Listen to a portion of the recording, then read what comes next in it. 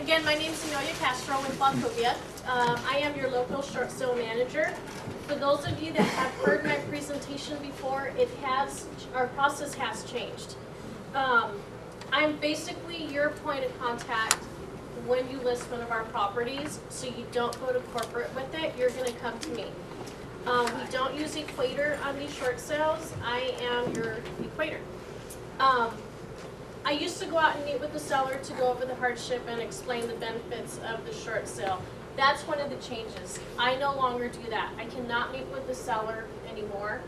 All of the big banks were audited by the OCC because they were getting complaints and that people that were trying to obtain loan mods, each time they called into the bank, they would talk to someone different, get a different answer. And we know that was happening. It's happening with all the banks.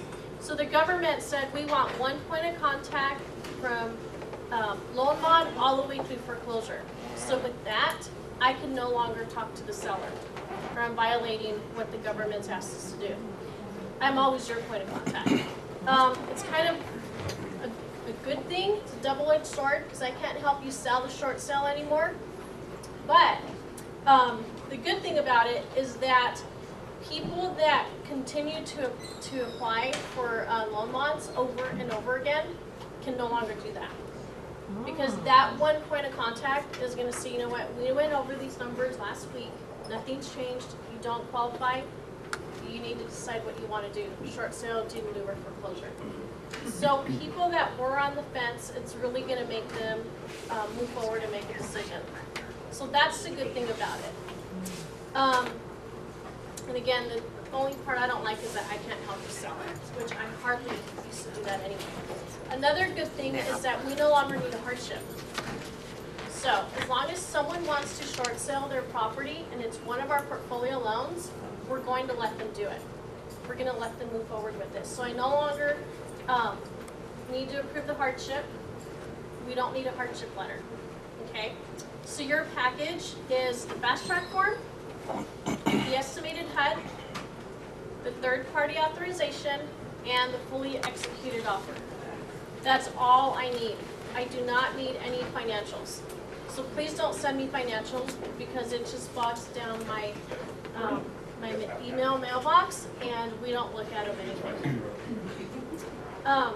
We are helping with relocation costs. That's another change. Before we were guaranteeing $5,000 at close of escrow. Now we are giving $3,000 at close of escrow. That's what you can guarantee to your seller. The reason that changed is, again, the government didn't like sellers opting out of HAFA for the fast track just to get more money. Well, guess what? They're still opting out of HAFA. It wasn't so much the money, it's the HAFA process. Our process releases deficiency like HAFA does, helps with relocation cost like HAFA does. So we're pretty much doing everything they're doing. The only time I wouldn't really encourage someone to opt out is if there's an outside second that has to release deficiency if they go HAFA, so just keep that in mind. Our turn times have also changed due to HAFA. We have to offer HAFA to everyone across the board, whether we know they qualify for it or not. So with that, when the package comes into me, it's intercepted by a HAFA underwriter, okay, when I send it to my team.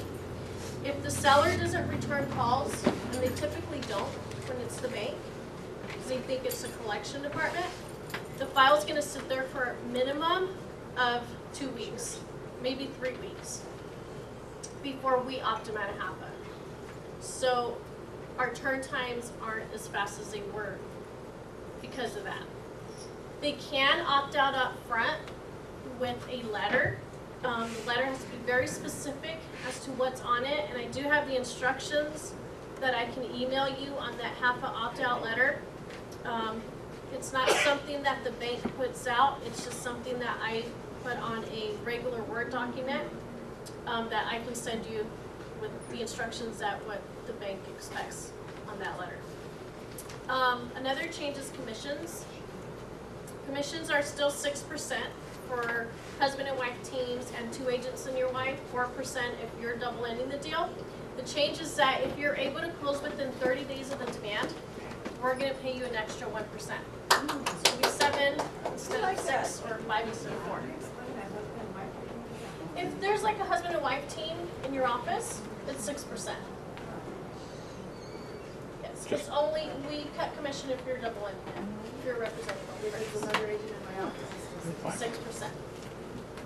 Okay. Documentation. When it comes to, if we're asking for more documentation, the only time you're going to see me do that is if the buyer has an LLC. Of course, we need the articles for that. If there's a sale date, we are going to be asking for the lender's commitment letter or proof of funds if it's a cash deal, dated within 30 days. I'm going to request a postponement from the foreclosure department. If we get it, we're only going to get 30 days. And that's a pretty hard and fast number because the bank wants to get these files through the system. So just keep that in mind. If we get a postponement and you can't close it within 30 days, chances are it's going to go to foreclosure. And we won't be able to get another postponement. I'm always going to try, but policy is for the foreclosure department not to give it to us. Any questions? Yeah. Yes? is Wachovia still sending out the letters to certain borrowers on the $25,000? We are. Still $25,000? We're giving up to $25,000. If you get a demand and it says we're going to give them $10,000, that's correct. We're going to give them $10,000. It's the decision tool that decides on how much we're going to give them.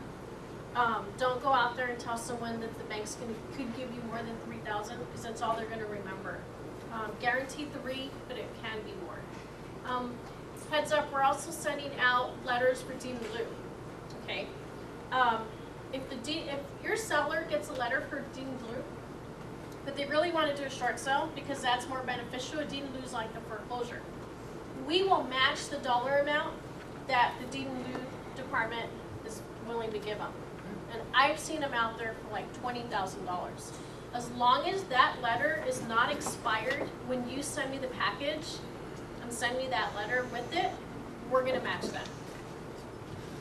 So if you have someone saying, I don't want to do deed in lieu, or I don't want to do a short sale because if I do deed in lieu, I'll get 20 grand, tell them we're going to match it. But you need to get me that offer in as soon as possible. Any other questions? Wachovia is owned by Wells Fargo, right? Yes. Does this include Wells Fargo? It's only Wachovia Deed Trust? Yes. It's only for Wachovia because the Wells Fargo deals, they were sold on the secondary market. So we're not the investor on those. We're the investor on the World Savings Pick and Pay. So when you farm, you want to farm Wachovia, World Savings, Golden West Financial. Golden West Financial was the parent company to World, and then Wachovia bought us out. I was a World person. Seconds, we're still paying 10% of the principal balance on seconds. What was that again? In the second? Seconds are 10% of the principal balance. If you are door knocking, and I'll tell you that's what's working right now, is door knocking. I do have marketing material I can email you. It's just questions and answers about our short sales. You're already going to answer all these questions. It's to give you credibility that, you know what, I know the Wachovia program. I have a manager in the area that I work with, although you can't give them my number anymore because I can't talk to them. But you are able to tell them that and to show them the marketing piece or give it to them.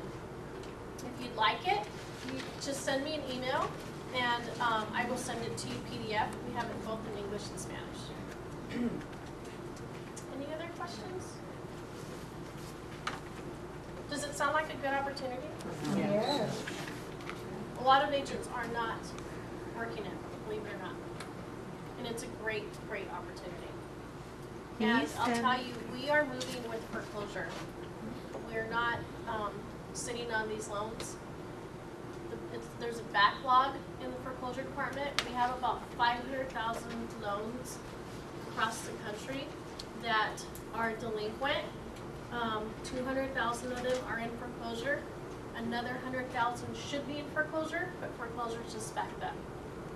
So we have a lot out there that's delinquent. I mean, compared to other banks, we're doing pretty good, but we still have a lot out there. Yes? Can you just send the PDF directly to Shelley Uh-huh. and that'll take care of it? Okay. Okay. Personalizable, that they can add like their name or a number. They can't. That's okay, they can Yeah. take their card to it. No, you can't alter it. Yeah, just put your card. So if they have a sale date, what was the deal with it? If they already have a sale date, that's a month away or? If there's a sale date, I need the package plus the lender's commitment letter for the buyer or proof of funds if it's cash in order to request a postponement. Do you have an in-house lender? No? Okay, I just want to tell you guys really quick that if you're using Wells Fargo for your financing and the Wells Fargo appraisal comes in lower than our loss mitigation appraisal, we're going to use that appraisal when you're done. If it's another lender, I'm going to have to get a copy of your appraisal, appeal my appraisal in loss mid with our appraisal department to try and lower your net. And I'm going to be really honest with you, I haven't been really successful in doing that. So just keep that in mind. I did have a HUD come in last week for approval. It was off by $60,000. The lender's appraisal came in lower. We had a sale date. I got lucky that we were able to postpone it. And so right now I'm going through the whole appeal process, but if it was Wells Fargo financing, we would have been done and closed because we would have just pulled that appraisal and used it. So, yes? Can you give me the names of the banks again that you recommended for farming? Wachovia? Wachovia, Golden West Financial,